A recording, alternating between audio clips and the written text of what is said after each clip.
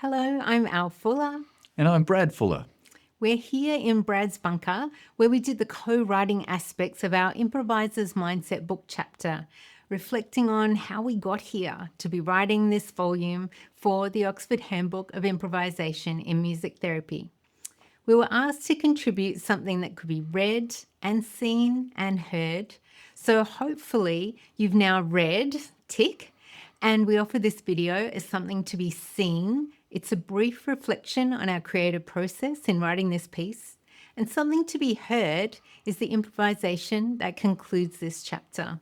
We saw this as an opportunity to develop an idea we've been chatting about for years that draws on our background as improvising musicians. But rather than write about music improvisation within music therapy settings, we chose to write about approaching music therapy and education with an improviser's mindset. We decided to write an interdisciplinary narrative dialogue because we've come to realise that we spend most of our time in interdisciplinary dialogue about music therapy and education. We hope that sharing about our improviser's mindset might be helpful for other therapists and educators, and in the education of pre-service therapists and teachers too. So we had fun improvising, creating, working out the structure of our chapter. We settled on the idea of scenes, with scene 1 being opening ideas, scene 2, responses to opening ideas, and scene 3, bringing ideas together. There are also some creative play-like aspects. We've named our scenes using the titles of 3 tunes by one of our favourite improvisers, Charlie Yardbird Parker, warming up a riff, thriving from a riff, and thriving on a riff, to reflect how our dialogic process felt like a verbal jam session where one of us offers a riff and then we jam on it together to collaboratively create something new. So where did we get to? We realised that, for us, improvisation is not only a music approach, but also a pedagogical, andragogical, and therapeutic orientation. So we're not proposing a formula, but some ideas.